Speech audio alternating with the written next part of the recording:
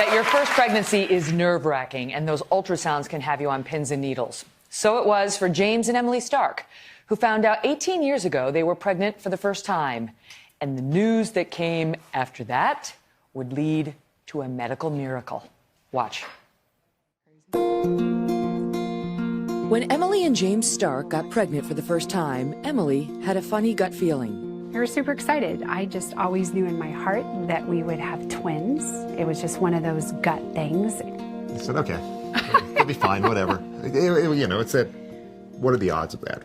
Emily was right, but what their doctor told them at their next ultrasound appointment would change their lives forever. He looked at us and he said, they're joined somewhere in the lower region.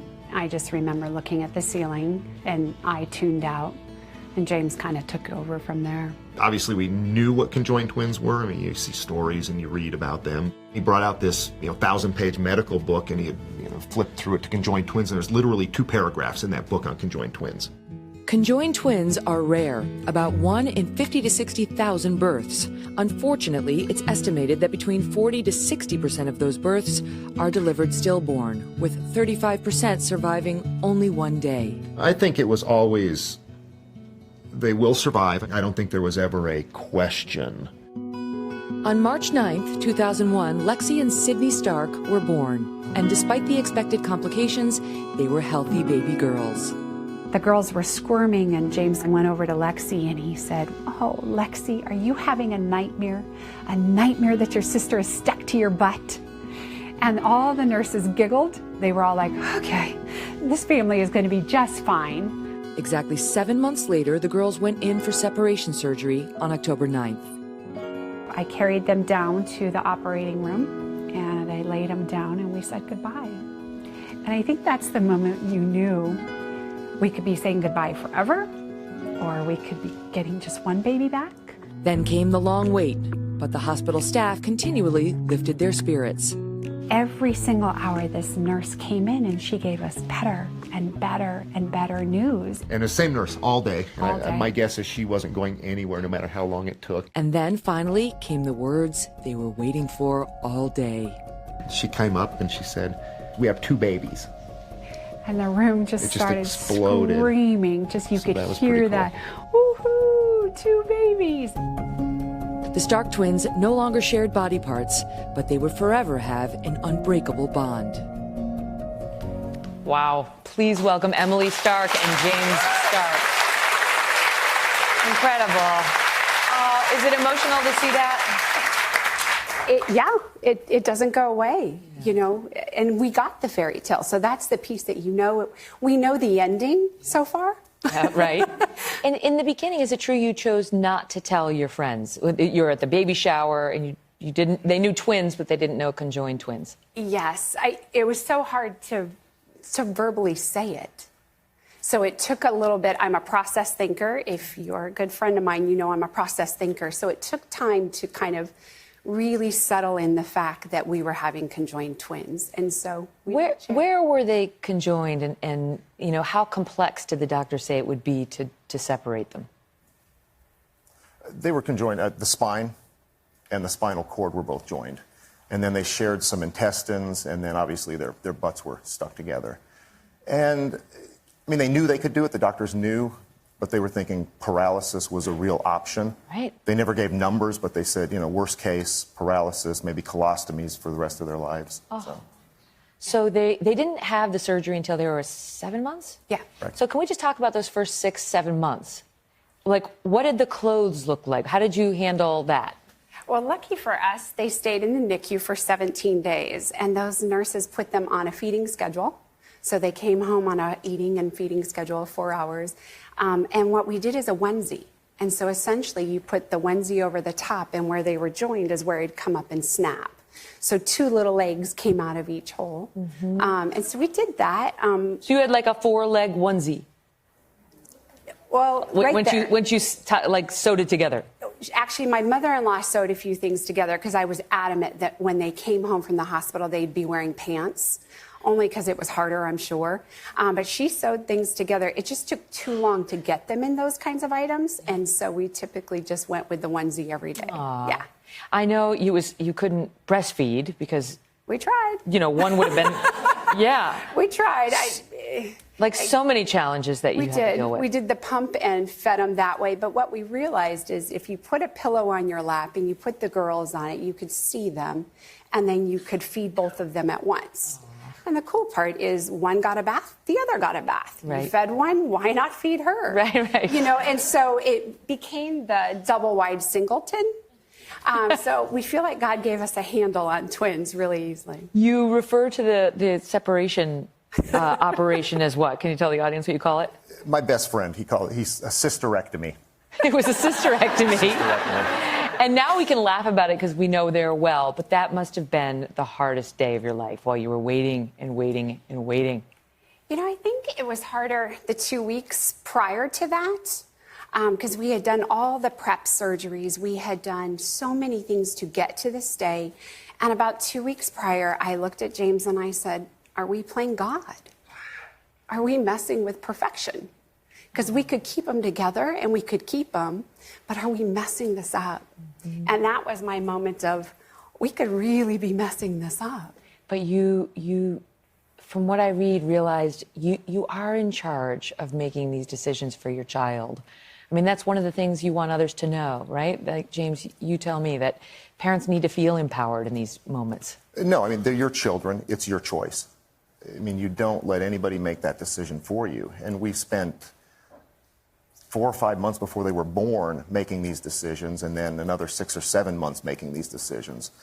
And at the end of the day, you have to trust that you made the right decision with the information you had at the time. Right. If something went wrong, you're never prepared for that, but at least you went into it, you know, knowing what you were doing. It's a risk, but it's a calculated risk. I mean, you had great doctors advising you on what the odds absolutely. were. Well, of course, now we all want to meet the girls, don't we? Right? After the break, Emily and James's now 17-year-old twin daughters, Lexi and Sydney, are here. So back in 2000, doctors told Emily and James Stark news that shocked them. They had discovered that their twin babies were conjoined. They shared intestines, a tailbone, and a spine. On March 9th, 2001, Emily gave birth to Lexi and Sydney, and only 7 months later, the infants were headed into a high-risk surgery to be separated. So how are they doing 17 years later? Come on out, Sydney and Lexi.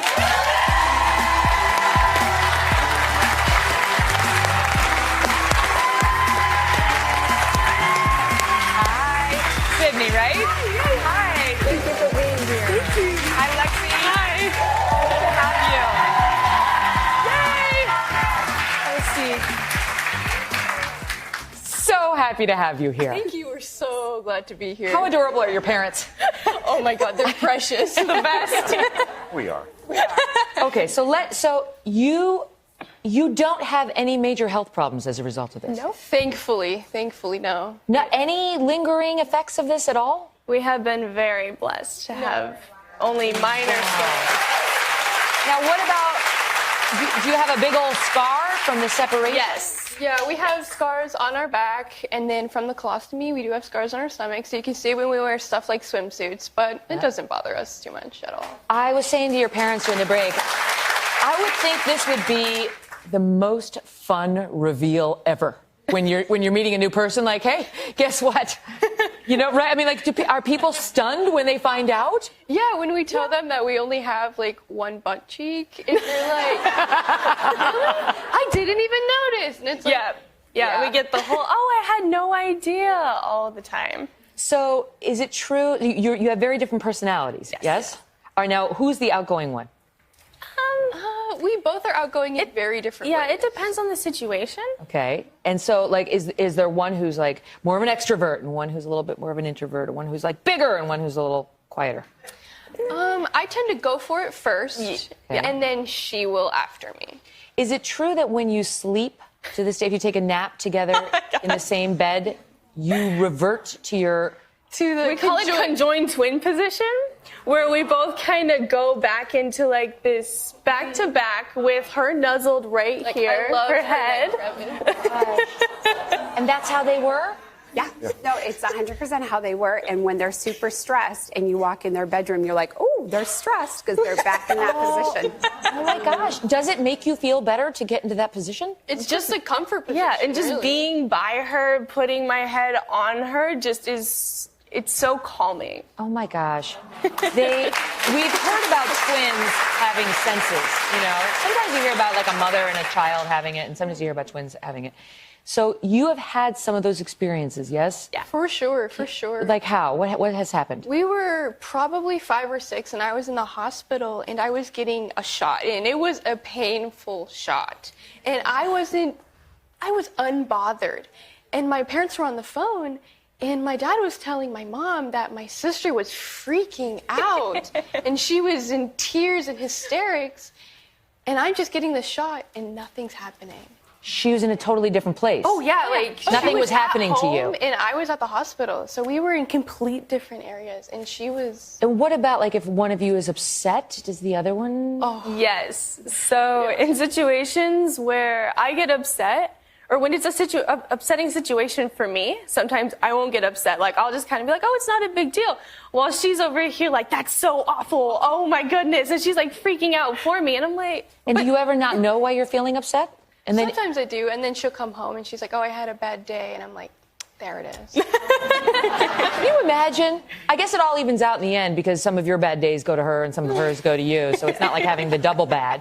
So now you're going to go off to college now? Yeah, I'm super excited. I'll be applying this month for my first pick college. And are you going to go together or are you going to go apart? No, actually super apart. I want to go to University of Missouri in St. Louis, and she wants to go to University of Calgary. Oh. So not only is it a different state, it's a... Who are you going to snuggle with when it's time to get in the position? Don't answer. We'll talk when your parents aren't here. Listen, thank you for telling your story. I know there's such a beautiful story. They didn't see a lot of positive literature out there on conjoined twins, and they wanted other parents to know that there is a potential great outcome depending on your circumstances, and there is so much love here in this family and beyond. Thank you. All the best to you. Good luck at college. We'll be right back. Hello, Today fans. Thanks for checking out our YouTube channel. Subscribe by clicking that button down there and click on any of the videos over here to watch the latest interviews, show highlights, and digital exclusives.